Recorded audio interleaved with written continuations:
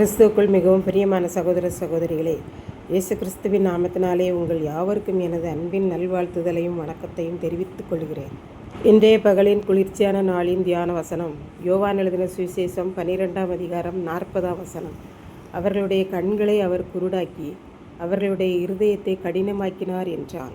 இயேசு ஜனங்களிடம், இப்பொழுதே இந்த உலகத்துக்கு நியாய தீர்ப்பு உண்டாயிருக்கிறது. இந்த உலகத்தின் அதிபதி புறம்பாக தள்ளப்படுவான்.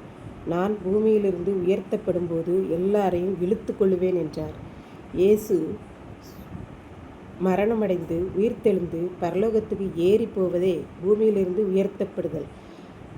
ஜனங்கள் இயேசுவிடம், கிறிஸ்து உலகத்தில் இருக்கிறார் என்று நாங்கள் வேதத்தில் வாசிக்கிறோமே, நீர் குமாரன் உயர்த்தப்படுவார் என்று சொல்லுகிறீரே, அப்படியானால் மனுஷகுமாரன் யார் என்றார்கள். அதற்கு இயேசு, ஒளி உங்களிடத்திலே இன்னும் கொஞ்ச காலம் இருக்கும். அதற்குள்ளாக நீங்கள் இருளிலே இடராதபடிக்கு அந்த ஒளியிலே நடவுங்கள் என்றார். இருளிலே நடந்தால் நீங்கள் வாழ்க்கையில் எங்கே போகிறீர்கள் என்று உங்களுக்கே தெரியாது. ஒளி உங்களோடு இருக்கும்போது நீங்கள் ஒளியினிடத்தில் விசுவாசமாயிருங்கள் என்றார். இயேசுவே ஒளி. ஒளியை அருகில் வைத்து கொண்டே மனுஷகுமாரன் யார், பூமியிலிருந்து உயர்த்தப்படுவது யார் என்று சொல்லி கேட்டுக்கொண்டே இருக்கிறீர்களே என்று அவருக்கு இயேசு கூறுகிறார்.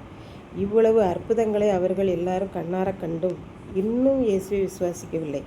அதனால் இயேசு ஏசாயா தீர்க்கதரிசி இப்படி கூறியிருக்கிறான், எங்கள் மூலமாய் கேள்விப்பட்டதை விசுவாசிக்கிறவன் யார் என்று சொன்னான். அந்த வசனம் நிறைவேறி இருக்கிறது என்றார். பின்னும் ஏசாயா, அவர்கள் கண்களிலிருந்தும் காணாமல் இருக்கிறார்கள், இருதயம் இருக்கிறது, உணர்வு இல்லை, மனதில் ஆரோக்கியம் இல்லை, அதனால் அவர்கள் கண்கள் குருடாயிருக்கிறது.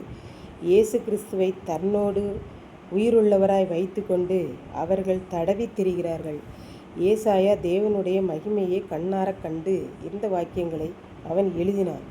அதனால் நமக்குள் நம்மோடு இருக்கிற ஆண்டவரை நாம் காண வேண்டும், உணர வேண்டும், மகிமைப்படுத்த வேண்டும் என்று கற்றுக்கொள்கிறோம். இப்படித்தான் நடந்த சம்பவம் ஒன்று உண்டு. ஒருவர் நன்றாக கார் ஓட்டுவார், இருசக்கர வாகனமும் ஓட்டுவார். ஒரு குறிப்பிட்ட வயதிற்கு மேல் அவர் பகலில் மட்டும்தான் தன்னுடைய வாகனத்தில் எங்கும் செல்வார். இரவு நேரங்கள் வாகனத்தை ஓட்டிக்கொண்டு செல்ல மாட்டார். இரவு நேரங்கள் எங்கு செல்ல வேண்டுமானாலும் மகன் அல்லது மகள்தான் வாகனத்தை ஓட்டி செல்வர். காரணம் என்ன என்று சொன்னால், மாலை 6 மணிக்கு மேல் அவருக்கு கண் தெரியாது. 2 கண்களும் பகலில் இருப்பது போலவே இரவிலும் திறந்தே இருக்கும். இரவில் கண்கள் சிறியவைகளாகவும் ஆகாது.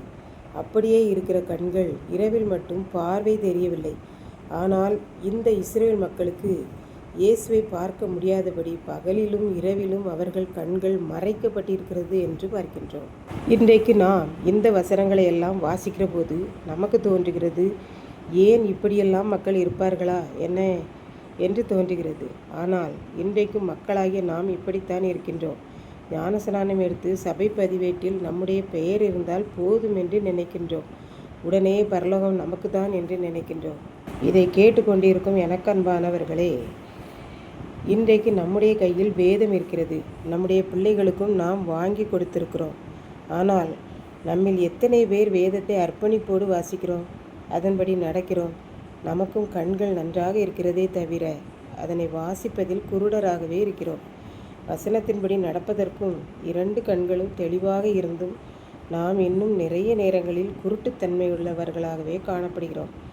ஆகவே நாம் அனுதினமும் வேதத்தின் வழியாய், ஜெபத்தின் வழியாய் ஆண்டவரை பார்க்கிற போது நமது ஆன்மீக கண்கள் தெளிவடைகிறது. கர்த்தர் தாமே இந்த வார்த்தைகளை ஆசீர்வதிப்பாராக. ஆமென். ஜெபம். அன்பின் ஆண்டவரே, இந்த அருமையான நல்ல நாளுக்காக நன்றி செலுத்துகிறேன்.